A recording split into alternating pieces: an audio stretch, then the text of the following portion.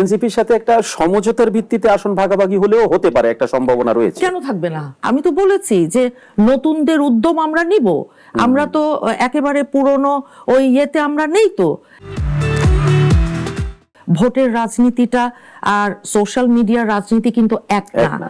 Social মিডিয়ায় তো বিএনপিকে মাইক্রোস্কোপের নিচে রেখেছে, একেবারে মনে হচ্ছে যে বিএনপিরই সব দোষ, যত দোষ নন্দ ঘোষ।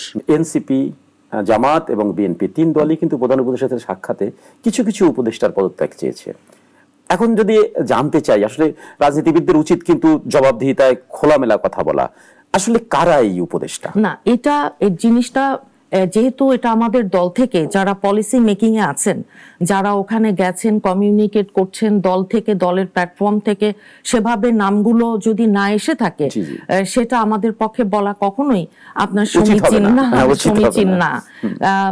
যেটাই হোক, আপনি আমি জানি যে কারো কারো বেলায় হয়তো কথাবার্তা আছে, কারণ আমরা তো সমাজের বাইরের কেউ নই, সমাজের সেই প্রত্যেকটা মানুষ আমরা সেন্সিটাইজ।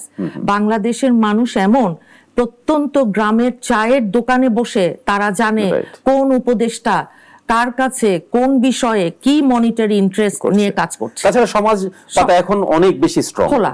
আর এই কারণেই বললাম যে নামটা হয়তো সুনির্দিষ্টভাবে না জানলেও অ্যান্টিসিপেশন বলে যে শব্দটা আছে, আপনিও অ্যান্টিসিপেট করতে পারবেন, আমিও পারি, আমাদের দেশের মানুষ আরো বেশি ধারণা করাই যায়। কাজেই আমি মনে করব ওইদিকে নজর না দিয়ে এখন আমাদের যারা আছেন এই অন্তর্বর্তী সরকারে, ওনারা নজর দিবেন এই বাংলাদেশটা এখন কি অবস্থায় আছে, আগামী ফেব্রুয়ারিতে আমরা কোন দিকে যাচ্ছি সেটার দিকে।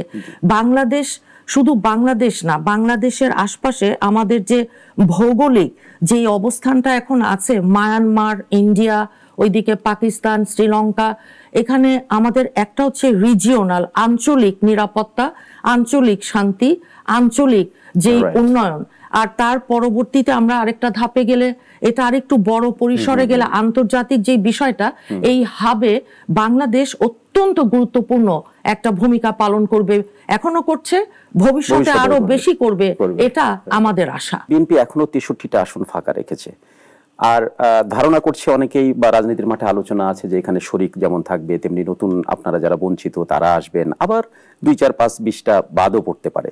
এই সব বিষয় নিয়ে আসলে যদি আমরা শরিকের কথা বলি, তাহলে কারা মানে এখানে অগ্রাধিকার পাচ্ছে? সেটা কি এনসিপি না অন্যান্য যে সমমনা দলগুলো আছে?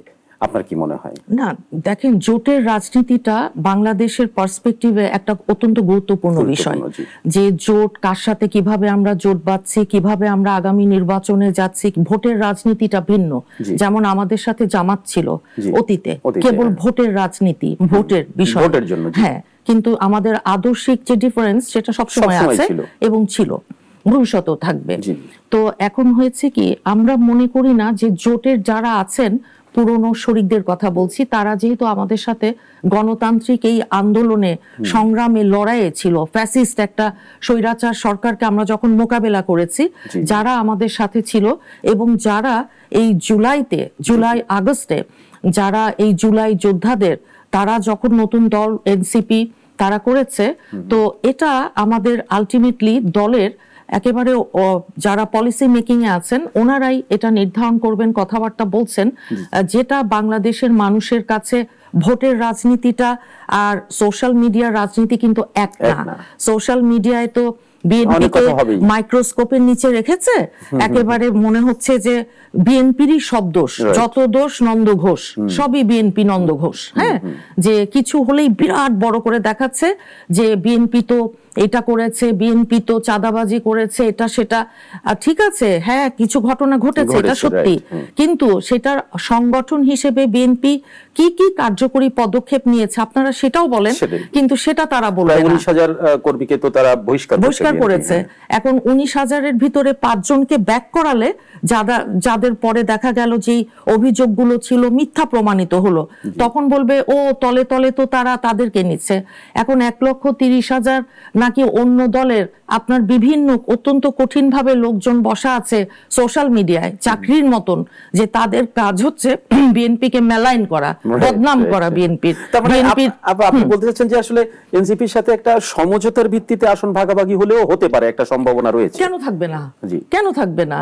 কারণ আমি তো বলেছি, যারা জুলাই যোদ্ধা, জুলাই আগস্টে যারা যুদ্ধ করেছে এই বাংলাদেশের এই ফ্যাসিজমের এগেইনস্টে, তো তাদের একটা দায় তো আছে বাংলাদেশের মানুষের কাছে। আগামী নির্বাচনে তারা কি রকম করবে, তারা তরুণ, তারা ফ্রেশ মাইন্ড, ফ্রেশ ব্লাড, তাদের চিন্তায় যে নতুনত্ব, ভাবনায় যে নতুনত্ব। আমি তো বলেছি যে নতুনদের উদ্যম আমরা নিব, আমরা তো একেবারে পুরনো ওই ইয়েতে আমরা নেই। তো এখন যেহেতু 5ই আগস্টের পরে 2024-এর রাজনীতিটা বদলে গেছে, এটা বুঝতে হবে। এটা কিন্তু সেই পুরনো রাজনীতি, পুরনো রাজনৈতিক ধ্যান ধারণা, চিন্তা ভাবনা দিয়ে আমি আপনি বিচার করলে আমরা পিছিয়ে পড়বো।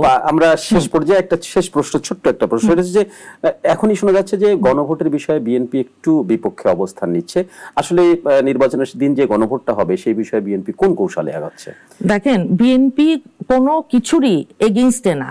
এগুলো এমন একটা পার্সপেক্টিভ তৈরি করা হচ্ছে যে বিএনপি সংস্কারের বিপক্ষে। ভাই, বিএনপি তো সংস্কার এই 5ই আগস্টের বহু আগে বাংলাদেশে এনেছে। আপনি দেখেন যে আমাদের দেশনেত্রীর ভিশন 2030 কিংবা আমাদের 21 দফা, 27 দফা থেকে 31 দফা, কাজেই এটা বিষয়টা মোটেই এরকম নয়, বিপক্ষে নয় না। গণভোট, আমরা বলেছি গণভোটের বিষয়টা বাংলাদেশের মানুষের কাছে আপনাকে সহজ করতে হবে। 84টা পয়েন্ট, 25-30টা পাতার, আপনি বলেন তো যেই 4 প্রশ্নের উত্তর দেওয়া সম্ভব না, আর 4টা কোশ্চেন ইলাবোরেট। আমি তো লয়ার, আমি তো সুপ্রিম কোর্টে আছি, আমি তো কনফিউজ। তাহলে আমি আরেকজন ভোটারের কাছে যখন যাব, সাধারণ ভোটার, তাকে তো আমাকে বোঝাতে হবে ভাই।